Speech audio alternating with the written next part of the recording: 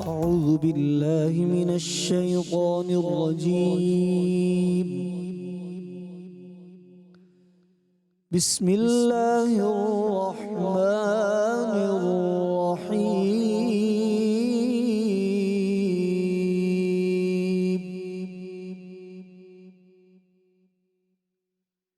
إن للمتقين مفازا حدائق وأعنابا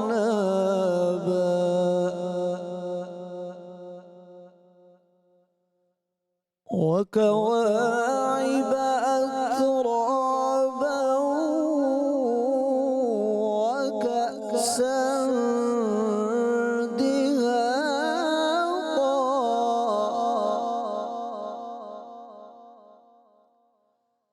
لا يسمعون فيها لغوا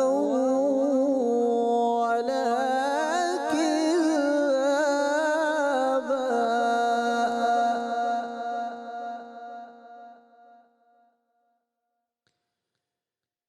إن للمتقين مفازا حدائق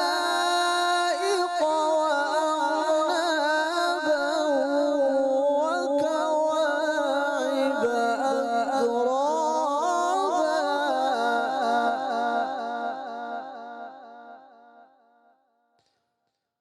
وكأسا دهاقا لا يسمعون فيها لغوا ولا كذابا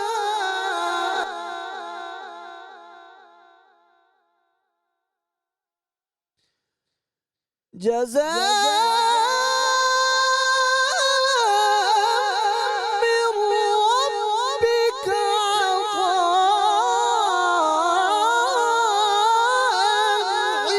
حسابا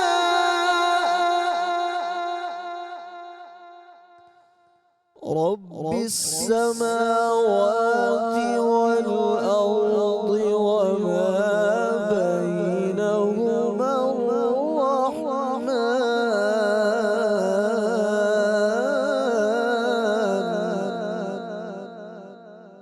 وما بينهما الرحمن لا يملكون منه خطابا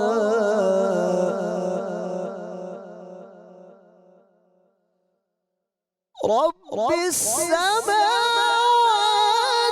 والأرض وما بينهما الرحمن لا يملكون منه خطابا يوم يقوم الروح والملائكة صفا لا يتكلمون إلا من أذن له الرحمن وقال صوابا صدق الله العلي العظيم। जज़ाकल्लाह। कारी हामिद रज़ा सईदी साहब हमारे साथ मौजूद हैं। तिलावत कुरान करीम से पयाम रमज़ान ट्रांसमिशन का आगाज़ करे थे जी। इस ट्रांसमिशन के साथ मैं हूँ अरमला हसन। उम्मीद करते हैं आप ठीक होंगे। आपका रमज़ान अभी तक तीसरा श्राज 23 रमज़ान मुबारक है, बेहतरीन गुज़र रहा होगा। और आपके जो रोज़े हैं ज़ाहिर है विद टाइम गर्मी भी आ रही है, मौसम तब्दील हो रहा है, लेकिन अभी तक अल्हम्दुलिल्लाह रोज़े सबके और बेहतरीन गुज़र रहे हैं। वेदर भी आपकी फेवर में है। सो इसके साथ साथ हम इस ट्रांसमिशन में कोशिश कर रहे हैं कि मुख्तलिफ मौज़ूआत पर बात करें, और आज हम अदल व इंसाफ जैसे अहम और बुनियादी मौजू के ऊपर बात करेंगे जिस पे एक मज़बूत और मिसाली माशरा जो है वो कायम होता है। अदल इंसाफ के हवाले से बात की जाए तो हमारे आजकल के दौर में जी बड़ी चैलेंजेस अपनी जगह पे मौजूद हैं, और इस्लाम के हवाले से आज जब हम बात करेंगे तो एक ऐसा दीन है जो अदल इंसाफ की बुनियाद के ऊपर कायम है, और कुरान मजीद में बारहा इंसाफ के हवाले से हुक्म दिया गया है।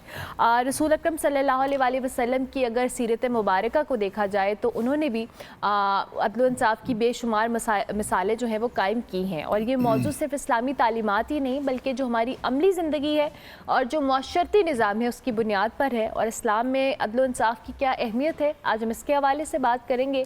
कुरान और हदीस की रोशनी में इंसाफ के क्या असूल हैं, और एक इस्लामी रियासत में अदल इंसाफ सबके लिए यकसा होना चाहिए और कितना ज़रूरी है, और नबी करीम सल्लल्लाहु अलैहि वसल्लम ने अदल इंसाफ के क्या अमली नमूने पेश किए हैं।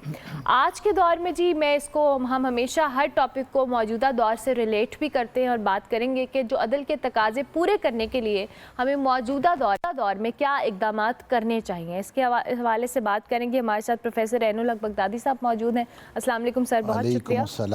और मरकूब हमदानी साहब, अस्सलाम वालेकुम सर आपको भी।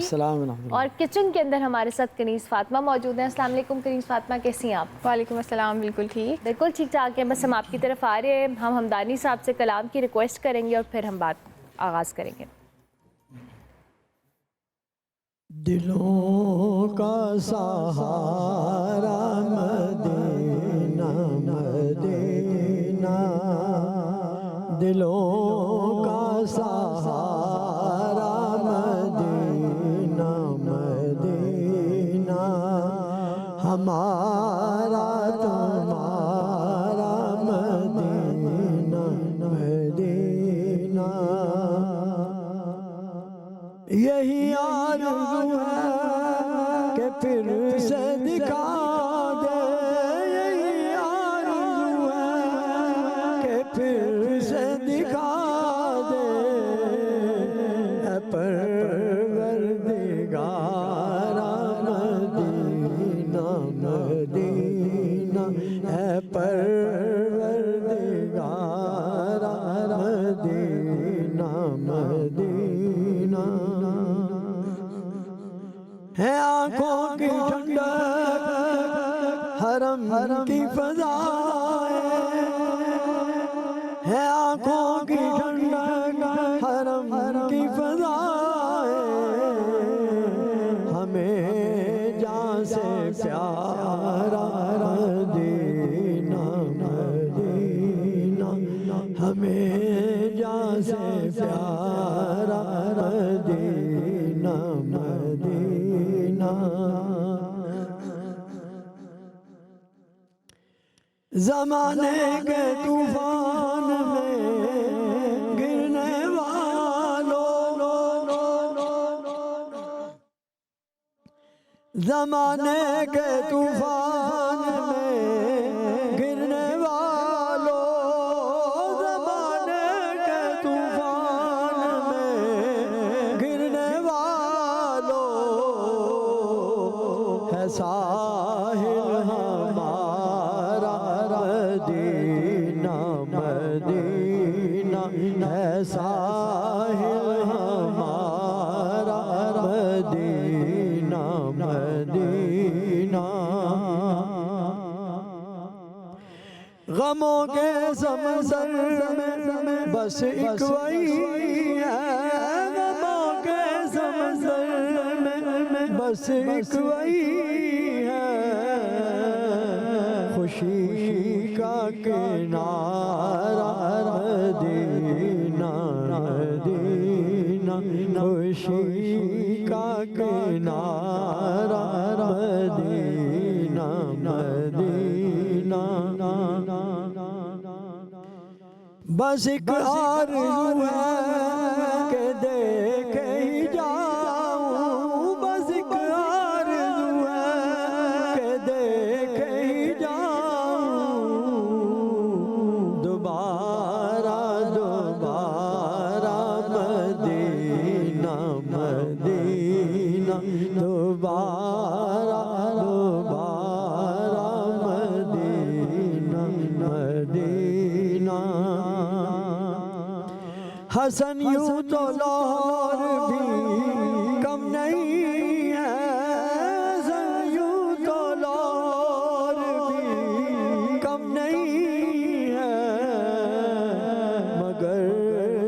सबसे प्यारा मदीना मदीना मगर सबसे प्यारा मदीना मदीना दिलों का सहारा मदीना मदीना हमारा तुम्हारा मदीना मदीना।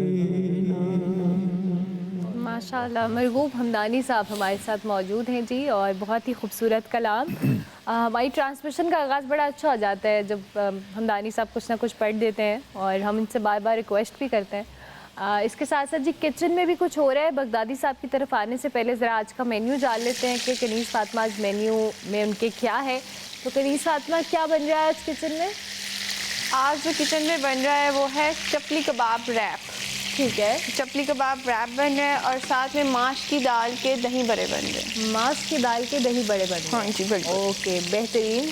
तो अगर बात की जाए जो चपली कबाब है रैप, उसमें जो चपली कबाब यूज़ हो रहा है वो सबरोसो का है, जो कि बहुत ही मज़े का है और लिटरली मैं पहले भी ये ट्राई कर चुकी हूँ। इसका जो स्पाइस लेवल है वो भी बहुत बैलेंस्ड है, और इस मतलब कि चपली कबाब वैसे होता मटन का है और फील ही उसमें आती है, लेकिन इनके स्पाइसेस में इन्होंने वो वाइब दी हुई है कि जिस तरह के वो बैलेंस हो रहा है कि आप चलें समझ लें कि मटन का ही खा रहे हैं। तो ये वाली प्रॉपर फील है।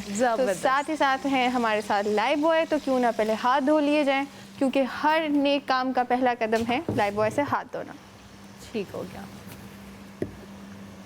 आप लाइव बॉय से हाथ धोएं। मीनवाइल हम अपनी गुफ्तगू का आगाज़ करते हैं, और हमारे साथ हमदानी साहब चूँकि मौजूद है। हमदानी साहब, आज हमने अदल इंसाफ के हवाले से बात करनी है, और ज़ाहिर है अदल इंसाफ के हवाले से हमारा जो मज़हब है इस्लाम है, और हज़ूर अकरम सल्लल्लाहु अलैहि वसल्लम की जो ज़ात मुबारका है उसने भी बहुत सारी चीज़ें वाज़े की हैं। मैं चाहूँगी आप गुफ्तगू का आगाज़ जैसे अपनी कुरान व हदीस की रोशनी में करते हैं।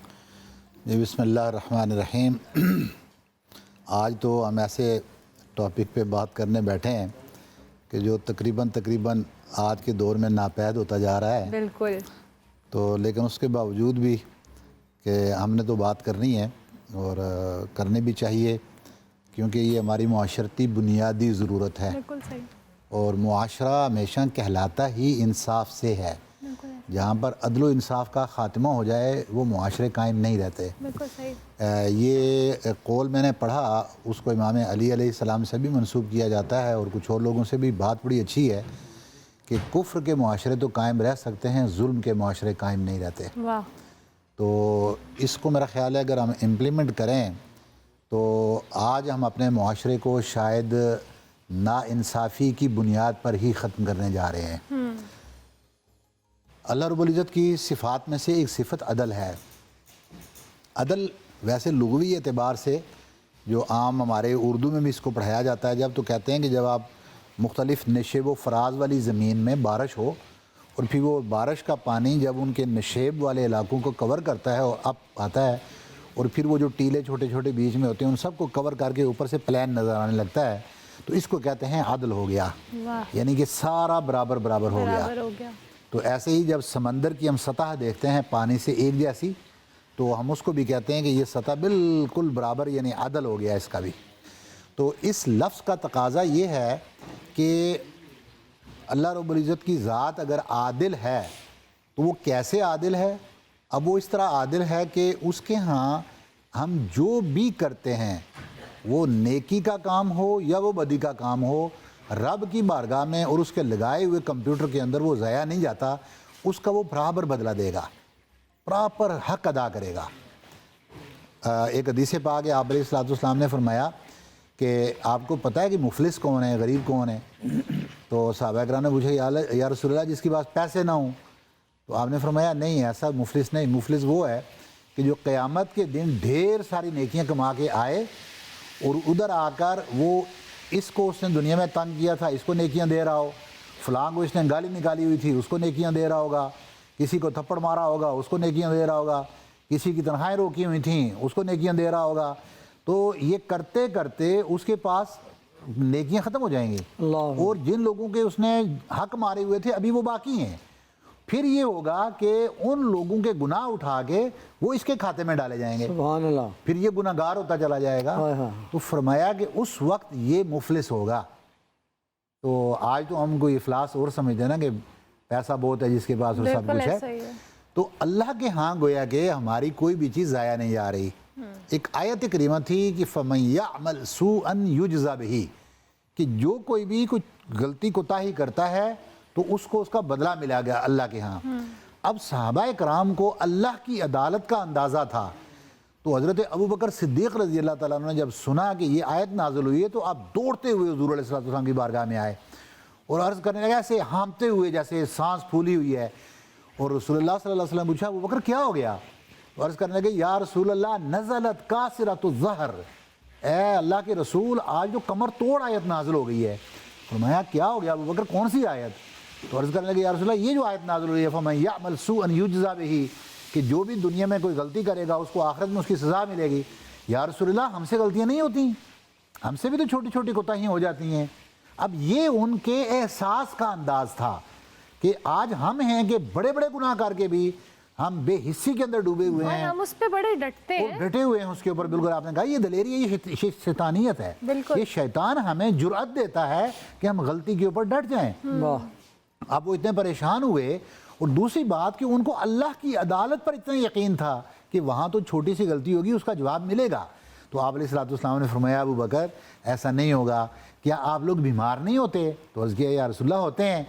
आपने फरमाया कि अगर आपके पाँव में कांटा चुभ जाए ना तो उस कांटे के बदले में भी अल्लाह रब्बुल इज़्ज़त आपकी कई गलतियाँ माफ़ फरमा देता है। सुभान अल्लाह। तो ये दुनिया के अंदर उन लोगों के लिए खुशखबरी है कि जिनके जो मुश्किलात में हैं इस वक्त, जो परेशानियों में हैं, माली मुश्किलात में हैं, मसाइब में हैं, किसी के जुल्म के नीचे पिस रहे हैं, ठीक है, तो ऐसे तमाम लोगों के लिए खुशखबरी है कि आपके इन तमाम चीज़ों के बदले में अल्लाह रब्बुल इज़्ज़त के हाँ ये जुल्म आपका जो लिखा जा रहा है, आपके ऊपर जो जुल्म हो रहा है, इसके बदले में अल्लाह आपके लिए आसानियाँ पैदा कर रहा है। सुभान और वो जालिम जो आपके ऊपर जुल्म कर रहे हैं, आपके हक मार रहे हैं, उनके खाते में बदियाँ लिखी जा रही हैं क्योंकि वो आदिल है। सुभान अल्लाह। अब आ जाते हैं कि ये अदल अल्लाह का है, फिर अल्लाह के रसूल सल्लल्लाहु अलैहि वसल्लम का अदल है। आपने अदल के हवाले से फरमाया कि एक बार कोई ऐसा मुकदमा हुआ और सिफारिश के लिए कहा गया आपको कि इसके ऊपर आप सिफारिश कर दें, तो आपने फरमाया कि आपसे पहली उम्मतें तो बर्बाद ही इसलिए हुई कि जब उनका कोई बड़ा गुनाह करता था तो उसको बचा लेते थे,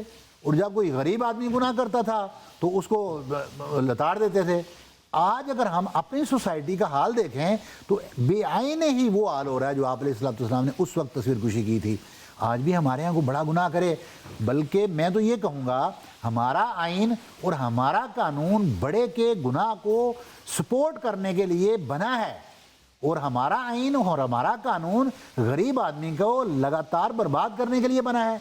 यहाँ पर तो आप अदालतों में जाएंगे तो इंसाफ बिकता है यहाँ, बल्कि जुमला ये कहें कि पाकिस्तान में तो सब कुछ बिकता है, यहाँ इंसाफ भी बिकता है और यहाँ इंसान भी बिकता है। बेशक ऐसे ही। और बगदादी साहब अभी आपने बड़ी इम्पोर्टेंट बात की कि ये वो चीज़ें हैं जो एक हमारे अंदर जो डिटाई का लफ्ज़ मैं इस्तेमाल कर रही हूँ कि एक तो हम गुनाह करते हैं, हम लोगों का हक मारते हैं, हम उनकी सूरत हाल का मजाक उड़ाते हैं और उस पर हम डटते हैं। और वही बात है कि हम कम जो फाइनेंशियली वीक है या कमज़ोर आदमी है, हम उसको तो इंसान समझते ही नहीं है। तो इस जो मुआशरती बुराई इसका आगाज़ तो कहीं से हुआ है ना, और अब इसका इख्तिताम भी कहीं होना है या नहीं, ये ऐसे ही चलता रहेगा? असल में ना देखें, ये इब्तिदा से ही जो शैतान और रहमान की जंग है ना, ये उसी का नतीजा है। शैतान का वहाँ क्या काम था? अदल की, क्योंकि अदल की तारीफ़ और वो कर रहे हैं, तो अदल कहते किसको हैं? इसकी जो अरबी में तारीफ़ की जाती है वद्उ शैइ फ़ी महल्लिही, जिस चीज़ का जो हक है उसको वो हक देना, ये अदल है। और इसका उलट कर लें वद्उ शैइ फ़ी गैर महल्लिही, यानी जिस चीज़ का जो हक नहीं उसको वो हक दे देना, ये जुल्म है। अब फॉर एग्जाम्पल जूता पाँव में पहना जाता है तो उसको पाँव में पहनना ये अदल है, जूते को उठा के सर पे रखना ये जुल्म है। तो गोया कि ये जब हम इस तरह से उलट करेंगे तो जुल्म होगा। ये साइकिल है। अब हुआ ये कि शैतान ने तो हर चीज़ को जुल्म के जुमरे में रखा और उसने अदल से निकाल दिया। हमने शायद यहाँ पर ये भी एक बात की थी कि अल्लाह ने जो कायनात बनाई है ना, ये सारी कायनात अदल पर कायम है। अगर सिर्फ अदल का लफ्ज़ इसमें से निकाल लिया जाएगा तो यहाँ क़यामत बर्पा हो जाएगी। कैसे कि कायनात की अल्लाह ने हर चीज़ को एक स्पेसिफिक डिस्टेंस पे रखा है। कोई भी चीज़ अपनी हुदूद क्रॉस नहीं करती। अपनी हद से बढ़ जाना भी जुल्म है ना। जो हद मुकर्रर की है उसके अंदर है ना, ये आपकी आज़ादी है। तो हर चीज़ अपनी हुदूद के अंदर है, वो दूसरे एरिया के अंदर जाती ही नहीं है। तो वो क्या है, दुनिया कायम है, एक स्पेसिफिक डिस्टेंस के ऊपर कायम है, कशिश के ऊपर कायम है। जिस दिन वो जुल्म के ज़ुमरे में आएंगी उसी दिन ये एक दूसरे से ऐसे टकरा जाएंगी कि रुई के गालों की तरह बिखर जाएगी कायनात और क़यामत बपा हो जाएगी। तो ये तो अल्लाह का करम है कि पता नहीं इंसानों के ऊपर क़यामत बपा क्यों नहीं हो रही अभी तक, कि हमने तो अदल इंसाफ के सारे तकाजे मार दिए हुए हैं, ख़त्म कर दिए हुए हैं। अनफॉर्चुनेटली ठीक हो गया। इस हवाले से हम और भी बात करेंगे। हमारे साथ प्रोफेसर इल्म हक बगदादी, मरगूब हमदानी और कनीज़ फातिमा मौजूद हैं। एक मिलते हैं एक ब्रेक के बाद। आप देखते रहिए पयाम रमज़ान। रहमत दा दरिया इलाही हर दम वगदा तेरा, ये एक कतरा बख्शे मैनू कम बन जांदा है मेरा, ये एक कतरा बख्शे मैनू कम बन जांदा है मेरा। रहमत दा मी पा खुदाया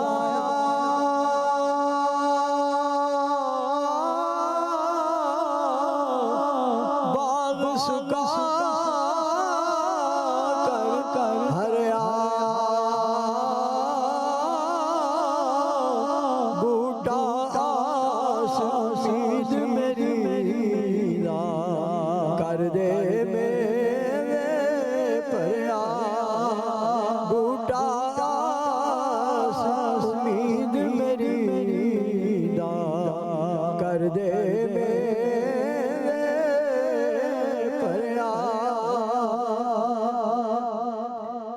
मिठा मेवा बख्श अजिहा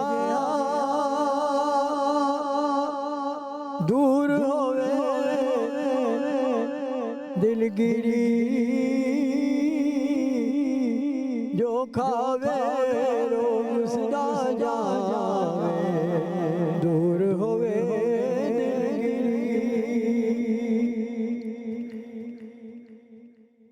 अदल करे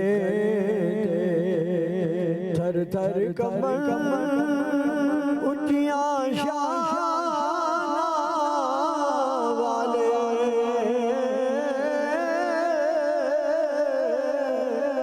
अदल करे थर थर कमर ऊंचियां शाना वाले फजल करे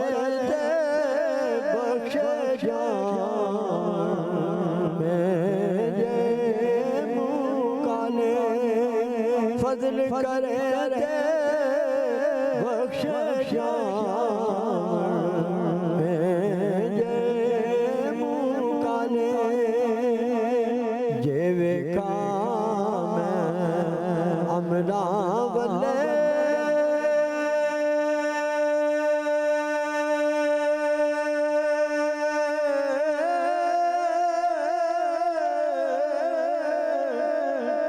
कुछ नहीं मेरे पल्ले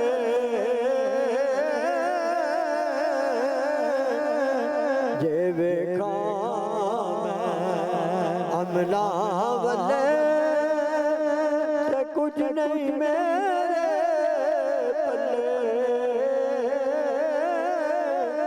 जे वेखा तेरी रहमत वल्ले बल्ले बल्ले बल्ले जे वेखा तेरी रहमत वल्ले बल्ले बल्ले बल्ले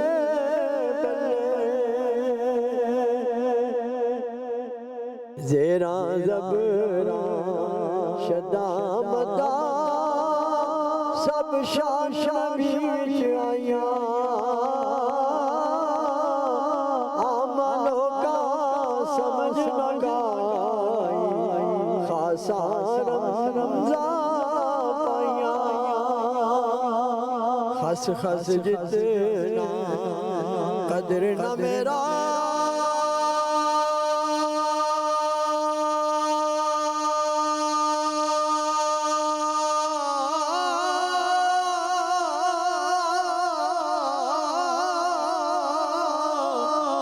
मेरे साथ वड्याया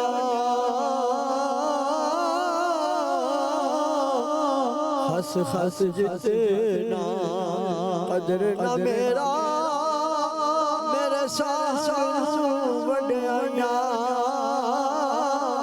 मैं गलियां दा रूड़ा रूड़ा महल चढ़ाया साया मैं गलियां दा रूड़ा रूड़ा महल चढ़ाया साया मां मरे ते पेके मुक दे क्यों मरे कर गरा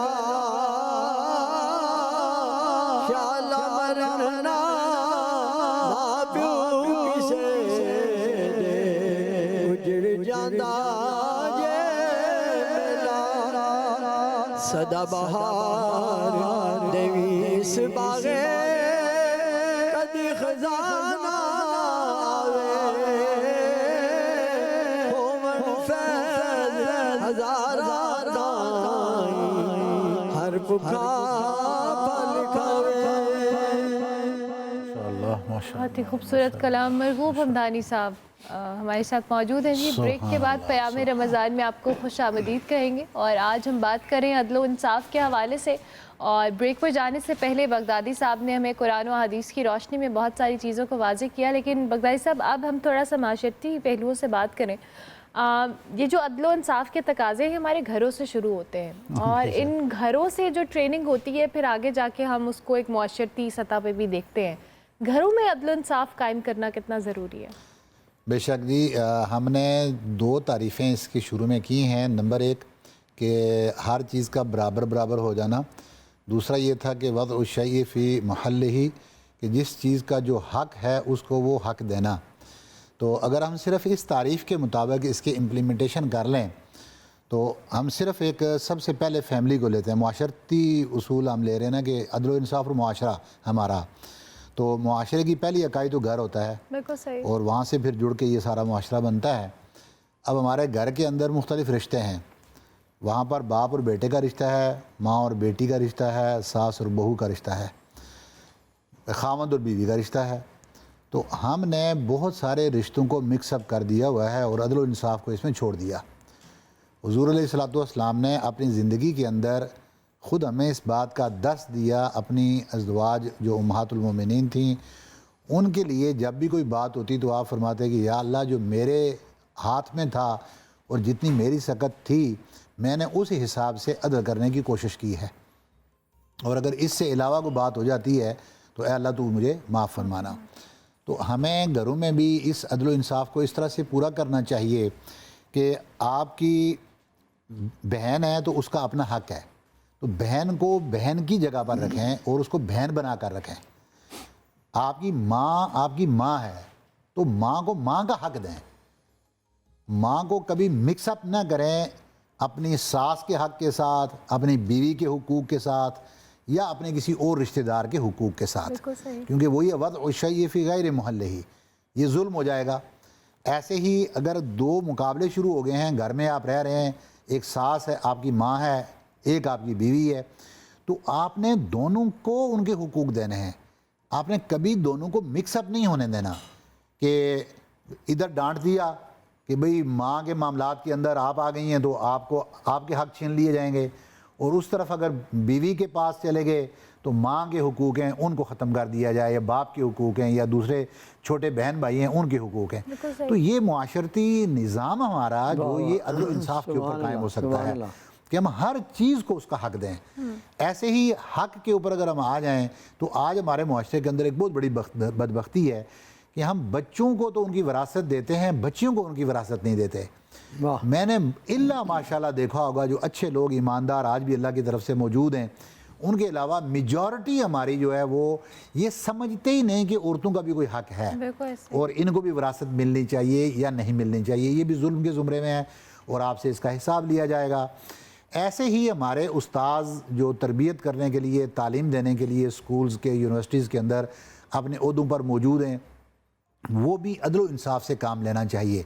अदल और इंसाफ ये है कि आप इन बच्चों के अंदर अखलाकी तरबियत पैदा करें, इनको आज के दौर का एक कुदवा बनाएं, ये एक मिसाली मुआशरा बन जाए, आमीन, ये आमीन। लोग घरों में वापस लौट कर जाएं, इनको माँ बाप का पता हो, इनको अपने हुकूक व फ़राइज़ का पता हो, इनको अपने बहन भाइयों का पता हो, आमीन। इनको मस्कीन ग़ुरबा का पता हो। यही बच्चे कल जब जवान होकर मुख्तलिफ़ कंपनीज़ के अंदर जॉब्स पर जाएंगे, इनको अपनी जॉब के साथ अदल और इंसाफ बरतना आता हो। सुभान अल्लाह। अब देखें जॉब मिल जाती है, मैंने पाकिस्तान में लोगों को जो मैंने मुशाहिदा किया और मुलाहजा किया, तो जॉब मिलने के बाद बंदा ये कहता है नौकरी तो मुझे मिल गई है तो ये तो मैं करूँगा, अब अंडर टेबल डील्स के साथ इसके अलावा कहाँ से पैसे आ सकते हैं, तो उस नौकरी के साथ ईमानदारी ख़त्म हो जाती है, उसके अलावा पैसे ढूंढने के लिए और ज़राए वो ढूंढने शुरू कर लेते हैं। तो अदल और इंसाफ हमारी ज़िंदगी के एक एक लम्हे में एक एक जगह पर मौजूद है, और जब तक हम इस अदल और इंसाफ से काम नहीं लेंगे, और सबसे बढ़कर तो आपने देखा है कि जो आम हमारा कुज़ात का है ना, वो एक मामला है, यानी हर पहलू से अगर हम जाएँ तो अदालती निज़ाम हमारा या हमारा हुकूमती निज़ाम, हमारे जो हुक्मरान हैं उनके पास भी ऐसा ही है। और फिर हम बाज़ औक़ात अपने लड़ाई झगड़ों के अंदर जो गवाहियाँ देते हैं, इसके ऊपर भी अल्लाह रब्बुल इज़्ज़त ने बड़ा कैटेगरिकली कुरान अज़ीम के अंदर वाज़े फरमा दिया है कि जब आपको गवाही के लिए बुलाया जाए उस वक्त आप अपने माँ बाप, बहन भाई और इस तरह के रिश्तों को दरमियान में मत आने दें और सिर्फ अल्लाह की खातर वहाँ जाकर गवाही दें। तो ये अदल और इंसाफ के तकाज़े हैं, जब इन तकाज़ों को हम पूरा करेंगे तो ये मुआशरा हमारा खूबसूरत हो जाएगा। अल्लाह करे कि तकाज़े पूरे हों। और आज हम जो बात करें, और जब बगदादी साहब ने गुफ्तगू का आगाज़ भी किया था, उन्होंने कहा था उस चीज़ पर बात करें जो नापैद होती चली जा रही है। घरों से ये चीज़ अगर प्रैक्टिस करना शुरू होगी तो फिर मौशरती सतह के ऊपर भी चीज़ें बेहतर होंगी। बहुत शुक्रिया बगदादी साहब आपका भी, हमदानी साहब आपका भी बहुत शुक्रिया। मुझे ब्रेक लेनी है, ब्रेक के बाद वापस आएंगे। आप देखते रहिए पयाम रमज़ान। या नबी सब करम है तुम्हारा, ये जो वारे नयारे हुए हैं। या नबी सब करम है तुम्हारा, ये जो वारे नयारे हुए हैं। अब कमी का तसव्वुर भी कैसा, जब से मंगते तुम्हारे हुए हैं। अब कमी का तसव्वुर भी कैसा, जब से मंगते तुम्हारे हुए हैं।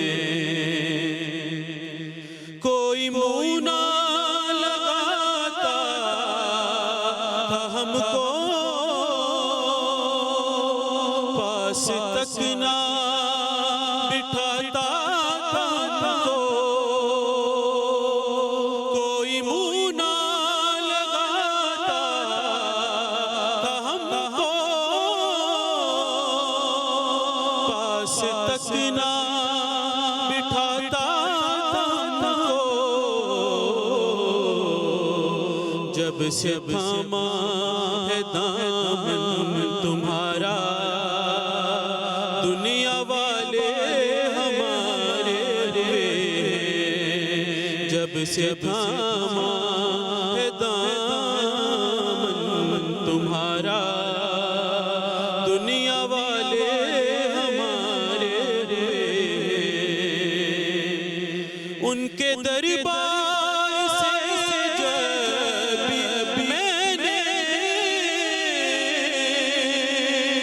पंजतन के वसीले से मांगा है, मांगा पंजतन के वसीले से मांगा।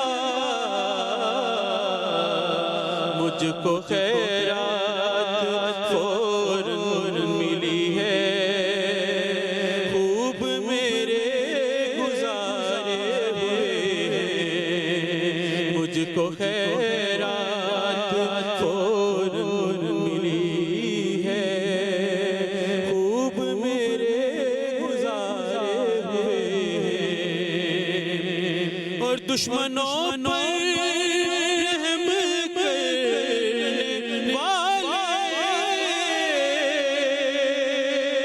खाक पत्थर दुआ देने वाले, दुश्मनों पर रहम करने वाले, खाक पत्थर दुआ देने वाले, इस तरफ भी निगाहे करम हो, हम भी दर्दों के मारे हुए हैं। या नबी सब करम है तुम्हारा, ये जो वारे नयारे हुए हैं। माशाल्लाह असदुल्लाह साबरी हमारे साथ मौजूद हैं जी। आपको हम खुश आमदीद भी कहेंगे और बहुत शुक्रिया इतने खूबसूरत कलाम से ब्रेक से वापसी पे आपने जो पढ़ा, और पयाम रमज़ान में आपको खुश आमदीद कहूँगी एक बार फिर से। और अभी जो हम इस साल में कोशिश करते हैं कि कुछ मुख्तलिफ हेल्थ रिलेटेड इशूज़ हों उस पर बात करें। फ़िज़िकल हेल्थ की तो हमेशा बात की जाती है, एंड आई एम ग्लैड कि विद टाइम हम मेंटल हेल्थ और इसके अवेयरनेस के ऊपर भी बात कर रहे हैं। आज भी हमने सोचा है कि इस हवाले से बात करेंगे कि आपका जो ज़हनी सुकून है या मेंटल हेल्थ है वो कितनी इंपॉर्टेंट है, और विद टाइम जो नेगेटिविटी या नेगेटिव एनर्जीज़ हम एब्जॉर्ब कर रहे होते हैं अपने इर्द-गिर्द रोज़मर्रा किसी भी शक्ल में हो सकती हैं, चाहे वो सोशल मीडिया का इस्तेमाल हो, कहीं आप ऐसी गैदरिंग में हैं, कोई ऐसी एनर्जी है, उसको आपने कैसे अवॉइड करना है, मनफी सोचों को कैसे आपने इग्नोर करना है, और अपने अंदर जो पॉजिटिविटी है, प्रोडक्टिविटी लेकर कैसे आनी है, इसी हवाले से बात करेंगे। फ़ातिमा असलम हमारे साथ मौजूद है, हमारे नफ्सियात हैं, उनको खुश आमदीद कहेंगे। अस्सलाम वालेकुम फ़ातिमा। वालेकुम सलाम। कैसी हैं आप? अल्लाह का शुक्र, आप कैसी हैं? मैं बिल्कुल ठीक हूँ। मुझे बताएं कि हम आज इन जनरल मेंटल हेल्थ पे तो बात कर रहे हैं, मुझे अब सबसे पहले ये ऑब्जर्वेशन बताएं कि आप मेंटल हेल्थ पे कितनी ज़्यादा बात हो रही है with time, each passing day, या हम मंथ्स या ईयर्स की बात करें, जब आपने पहले हम अपनी एज की बात कर लेते हैं कि हमें तो उस टाइम तक इतना आइडिया नहीं था ऑनेस्टली। ओवर द ईयर्स अब मेंटल हेल्थ पे ज़रा बात ज़्यादा होना शुरू हो गया। यू आर वेरी राइट कि जब हम लोगों ने जब इस फील्ड का सोचना भी शुरू किया था, when I had a choice कि हाँ मुझे किस फील्ड में जाना चाहिए, मुझे क्या प्रोफेशन ऑप्ट करना चाहिए, तो बहुत ज़्यादा एम्बिगिटी थी, कन्फ्यूजन थी कि इसका शायद स्कोप नहीं है पाकिस्तान में, नोबडी एक्चुअली थिंक्स कि इसकी ज़रूरत है, या कोई घर में इसका बात करे, क्योंकि ज़्यादातर एफिलिएशन ये होती थी कि अगर किसी को कोई ज़हनी नौयत की बीमारी होती थी तो वो पागल है, या उस पर कोई किसी किस्म का साया हो गया है। तो इसके लिए कोई साइकेट्री या कोई साइकोलॉजी रिलेटेड ट्रीटमेंट नहीं रिक्वायर्ड, बल्कि कोई पीर बाबा की ज़रूरत पड़ जाती है। लेकिन over the years, over like 6 to 7 years, I have seen a drastic change. मैंने देखा है कि अब घर घर में बातें हो रही हैं, अब वालिदैन खुद अपने बच्चों को लेकर भी आ रहे हैं थेरेपीज़ के लिए।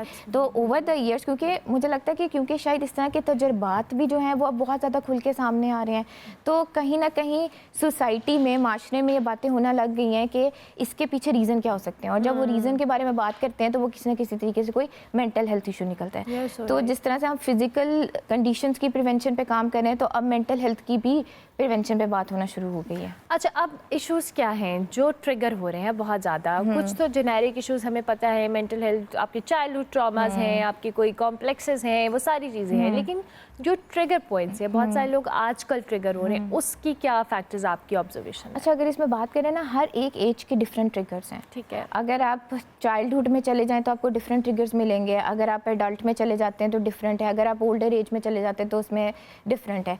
आजकल सबसे ज़्यादा जो एडल्टहुड के मसले चल रहे हैं ना, वो है कि उनकी आइडेंटिटी क्राइसिस बहुत चल रहे हैं। उनके घरों की वैल्यूज़ में और जो उनको बाहर सोसाइटी की वैल्यूज़ मिल रही है, उनमें ज़मीन आसमान का फ़र्क है। और इसकी जो जो मुझे लगता है इसकी जो रूट्स है ना वो बचपन से ही डेवलप कर दी जाती है, क्योंकि हम बच्चों को खुद हम बेशक अफोर्ड कर ना सकें, लेकिन बच्चों को हमने उन स्कूलों में कराना है जहाँ पर एलीट क्लास सारी पढ़ रही है। आपके घर का माहौल बहुत डिफरेंट है, लेकिन जिस स्कूल में आप बच्चे को भेज रहे हैं उसका माहौल बहुत डिफरेंट है। तो बच्चा कंफ्यूज हो जाता है कि मुझे घर की वैल्यूज़ को फॉलो करना है या मुझे स्कूल की वैल्यूज़ को फॉलो करना है। और सिमिलरली जब वो एडल्टहुड में जाता है, यंग एडल्ट में जाता है, तो अगेन वही चीज़ जो है वो उसको प्रेशराइज करती है और वही आइडेंटिटी क्राइसिस में वो जाके डिफरेंट जो है वो स्टेप्स उठाना शुरू कर देते हैं, वेदर इज द रिलेशनशिप और career opportunities, they don't know कि हमने क्या डिसाइड करना है। You so right, you are so right. अच्छा जी, फातिमा से तो हम बात करें, किचन में चलते हैं और कनीज़ फातिमा कुछ बना रही हैं, क्या बना रही हैं? मैंने माश के दाल के जो दही बड़े थे वो बिल्कुल रेडी हैं, अब सिर्फ इनको असेंबल करना रह गया है। ठीक है। और साथ ही साथ जो हमारे चपली कबाब रैप हैं वो सिर्फ असेंबल करना रह गया, जो कि मैं लाइव करूँगी। चलें आप करें, फिर असेंबल करें। तो सबसे पहले तो आपने एक रैप ले लेना है, कोई सा भी टोटीला रैप। टोटीला रैप नहीं है तो आप घर में भी खुद बना सकते हैं या आप रोटी के साथ भी कर सकते हैं। आपने क्या करना है, बिल्कुल हाफ कट लगाना है इस पर। ये हाफ कट इतना होना चाहिए कि ये इजीली ऐसे फोल्ड हो जाए। हाफ कट लग गया। देन आपने ये सॉस लगानी है, ये सॉस मैंने खुद बनाई है। इसकी रेसिपी ये है कि इसमें mayonnaise, ketchup, mustard sauce, hot sauce and soya sauce और थोड़ा सा 1-2 पिंच डाली है मैंने ऑरिगेनो की। ठीक है। ये सबरोसो का चपली कबाब है जो कि मैं बता चुकी हूँ, बहुत ही मज़े का है। लिटरली आप भी ट्राई करें, आपकी सहर इफ्तार दोनों में काम आएगा। हाफ कट लग गया, आपने इसको ऐसे फोल्ड कर देना है। फोल्ड करने के बाद जो हमारी सेकेंड लेयर होगी वो एक चीज़ का स्लाइस होगा। ठीक है। देन आपने इसे अगेन ऐसे फोल्ड कर देना है। अब जो और ये जो, सॉरी आपको इंटरप्ट करिए, जो आपने सॉस में केचप यूज़ किया है वो भी आपने किनौर की? वो भी मैंने किनौर की यूज़ की है। और इस साल किनौर पेश करता है रिफ़्रेश करो इफ्तार। ठीक है। और फिर ये से आप इस पे लेयरिंग कर रही हैं अगेन इस पे सॉस लगेगी। ओके। देन ये आइसबर्ग ठीक है। और 3 स्लाइसेस लगाने हैं इस पे टमाटो के। ठीक है। और आपने इसको लास्ट फोल्ड करना है and it's ready to eat. और इसको Okay. एक दफ़ा आपने तवे या पैन पे थोड़ा सा टोस्ट कर लेना है। टोस्ट कर सकते हैं, टोस्ट कर सकते हैं, इट्स अप टू यू। तो ये रैप आप देख सकते हैं बिल्कुल रेडी है, बहुत इजी था, बस सबरोसो का चपली कबाब फ्राई किया और इसके अंदर असेंबल कर दिया। बेहतरीन। और अब हम जल्दी से जो आपने दही बड़े बनाए हैं उसकी भी रेसिपी बता। दही बड़ों की जो रेसिपी है वो ये है कि माश की दाल को अगर आप ओवरनाइट भिगो सकते हैं देन वेल एंड गुड, वरना 2 आवर्स तो मस्ट है। उसको भिगोने के बाद आपने ब्लेंडर के अंदर डालना है, उसमें जो स्पाइसेस जाएंगे वो होगी अजवाइन, ज़ीरा, नमक और काली मिर्च, दैट्स इट। आपने उसको अच्छे से ब्लेंड कर देना है, बिल्कुल उसका ना स्मूथ सा पेस्ट बनना चाहिए। देन आपने उनको फ्राई कर लेना है। फ्राई आपने अपने जो भी आपको साइज़ चाहिए कि वो दही बड़ों का क्या साइज़ होना चाहिए उस हिसाब से वो आपने एक स्पून लेनी है, टीस्पून या टेबल स्पून, उस हिसाब से आपने उसको फ्राई कर लेना है। फ्राई करने के बाद आपने क्या करना है, अगर तो आपने वो सारे के सारे पकाने हैं तो देन आपने एक पैन में पानी गर्म लेना है और उसको आपने डिप कर देना है। जिस तरह अक्सर हम दही फुल्कियों की वो जो रेडीमेड फुल्कियाँ होती हैं हम कोई ल्यूक वार्म वाटर में डालते हैं और उसको 10 मिनट बाद निकाल के और हाथों से अच्छे से स्क्वीज़ कर लेते हैं। सेम इसके साथ भी यही प्रोसीजर करना है। और अगर आपने नहीं बनाने तो आप इसको क्या कहते हैं, फ्रीज़ भी कर सकते हैं। फ्रीज़ भी कर सकते हैं किसी भी बैग में डाल के या किसी बॉक्स में डाल के, ये विद इन 1 मंथ फ्रीज़ रह सकता है। जब आपको चाहिए तब आपने गर्म पानी में डाला, उसे स्क्वीज़ किया और वो बिल्कुल तैयार है। और जो इसके अंदर दही जाएगी और मिल्क पैक क्रीम जाएगी और स्लाइट सी शुगर जाएगी और इसको आपने अच्छे से ना विस्क करना है। विस्क करने के बाद आपने इसके अंदर अपने दही बड़े डाल देने हैं और इसकी जो मेन इंग्रेडिएंट है वो है किनौर का चटपटा मसाला। ओके। किनौर का चटपटा मसाला और जो इसके ऊपर जो पापड़ी वगैरह डलेगी वो भी मैं इस तरह से बना रही हूँ। अक्सर जब हम घर में समोसा पट्टी या रोल पट्टी यूज़ करते हैं तो बीच में से वो टूटे हुए निकलते हैं, तो वो जो लेफ़्ट ओवर नहीं बच जाता। आप उसको फ्राई करें, उसको फ्राई करने के बाद उसको आप बिल्कुल क्या कहते हैं अपने हाथ से इस तरह से फोल्ड करें, वो पापड़ी बन जाएगी और वो उसके ऊपर आप स्प्रिंकल कर दें। बेहतरीन, रेडी। और रेसिपी बता दिए, आप अपना बाकी काम कंप्लीट कर लें, शामिल कर लें। मीनवाइल हम फातिमा से बात करते हैं, फिर हम ब्रेक भी लेते हैं। फातिमा, अब हमने इन इश्यूज़ को तो देखा कि जो ट्रिगर हो रहे हैं, but most of the time लोगों को पता नहीं होता उनके साथ क्या साइकोलॉजिकल इशू है और उसको एड्रेस करना फिर बात की बात आती है। तो आइडेंटिफाई कैसे होता है? अच्छा, इसमें 2 तरीके हैं। एक तो ये है कि आप खुद अपनी एवेलुएशन करें और दूसरा ये होता है कि आपको इन्वायरमेंट बड़ी आपको ना क्लूज़ देना स्टार्ट कर देता है। फॉर एग्जांपल एक गुस्से की मैं एक एग्जांपल ले लेती हूँ। गुस्सा नॉर्मल है, सबको आता है, लेकिन उसकी मैनिफेस्टेशन कुछ लोगों में डिफरेंट है, जैसे चीज़ें उठाकर फेंक देना, माहौल का ख्याल ना रखना कि मुझे इस सेटिंग में शायद इस तरह से बिहेव नहीं करना, तो उनका अपने ऊपर ही काबू नहीं रहता। तो लोग उनको ये चीज़ जो है वो आइडेंटिफाई कराना स्टार्ट करते हैं कि this is not the right way to actually exhibit your. अच्छा, मैं आपको यहाँ इंटरप्ट करिए, मुझे एक ब्रेक लेनी है। जब हम ब्रेक के बाद वापस आएंगे इसी डिस्कशन को हम यहीं से कंटिन्यू करेंगे। आप देखते रहिए पयामे रमज़ान। जाए पाके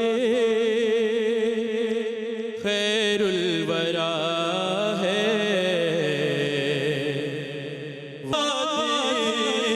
पाक दुआ दे इसे और क्या नाम देगा ज़माना, ये रहमत नहीं है तो फिर और क्या है, इन्हें और क्या नाम देगा ज़माना, ये रहमत नहीं है तो फिर और क्या है। मुहम्मद की अज़मत का क्या पूछते कि वो साहिबे काबा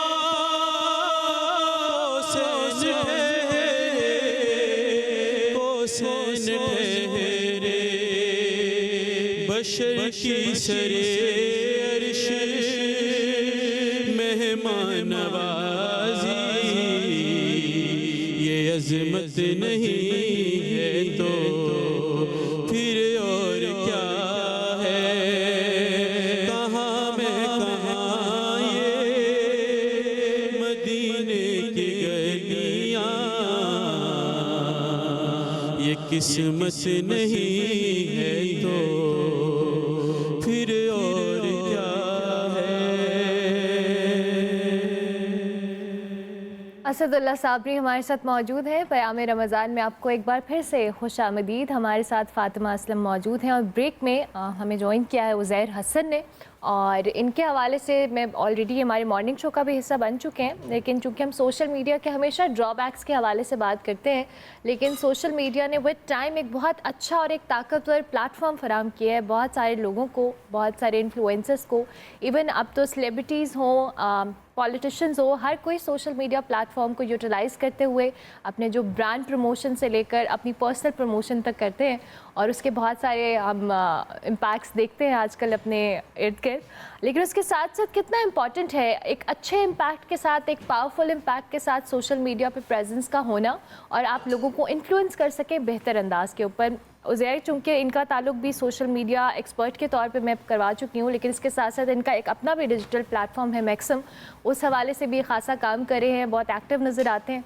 वेलकम टू द शो, कैसे हैं आप? मैं ठीक हूँ, thank you for having me on the show. Thank you very much, बहुत शुक्रिया कि आप ट्रांसमिशन में आए। कैसा गुजरा आपका रमज़ान और पाकिस्तान में? पहले तो रमज़ान बहुत ज़बरदस्त गुजर रहा है, एंड गुज़श्ता एक हफ़्ते से मैं पाकिस्तान में हूँ, तो पाकिस्तान का जो रमज़ान होता है उसकी जो वाइब है, उसका जो फील है वो बिल्कुल ही डिफरेंट है कंपेयर टू जो हम यूएस में जो रमज़ान एक्सपीरियंस कर रहे होते हैं।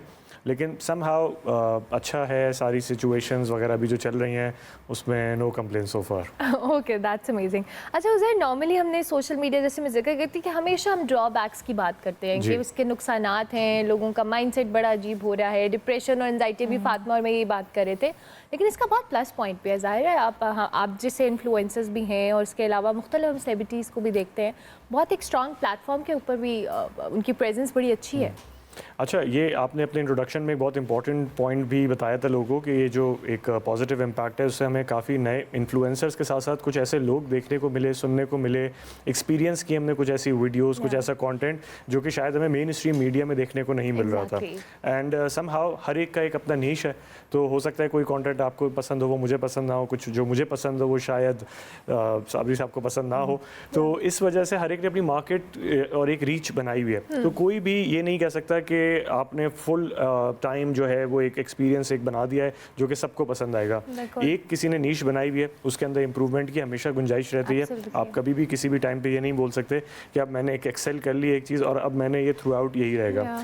अच्छा, इसमें जो सबसे ज़्यादा सक्सेसफुल लोग हैं वो लोग हैं जो कि टाइम के साथ अडेप्ट भी करते हैं चीज़ों को, और वो एक ही चीज़ के साथ अटैच नहीं रहते हैं और वो थ्रू आउट एक ही चीज़ को अपने साथ लेके नहीं चलते, वो चेंजेस भी लाते हैं अपने कंटेंट क्रिएशन के अंदर। ये मैं स्पेसिफिकली बात कर रहा हूँ उन लोगों की जो कंटेंट बनाते हैं। बिल्कुल ठीक है। अच्छा, जहाँ तक इन्फ्लुएंसर्स की बात है, तो जहाँ पॉजिटिव कंटेंट की बात है वहाँ नेगेटिव कंटेंट की भी है, क्योंकि जब आपका कंटेंट खास तौर से अगर आप नेगेटिव कंटेंट बनाते हैं तो आपकी जो ऑडियंस है वो वही आएगी जिसको नेगेटिविटी पसंद होगी। तो आप उनसे एक्सपेक्ट नहीं कर सकते कि आप एक नेगेटिव कंटेंट अगर डाल रहे हैं तो आपके पास ऑडियंस वो आएगी जो आपको प्रेज करेगी। आपके पास ऑडियंस भी ऐसी आएगी जो कि शायद आपको बैश भी करे, शायद आपके लिए नेगेटिव कमेंटिंग भी करे, या ट्रोल्स का आपको अक्सर सामने करना पड़े। तो मैं अक्सर अपने दोस्तों को भी और जो लोग हैं पॉलिटिशियंस के साथ हमारा अक्सर रब्ता रहता है, वो हमसे पूछते हैं कि सबसे ज़्यादा बैशिंग हमें होती है, चाहे हम अच्छा भी काम करें तो हमारे जो अपोजिशंस में लोग होते हैं वो हमारी प्रोफाइल्स पे आके ये कमेंट्स और इस तरह की चीज़ें करवा रहे होते हैं। तो हम उनको भी बता रहे होते हैं कि आप भी इस तरह का कंटेंट जनरेट ना करें अपने ऑपोजिशन में किसी के लिए।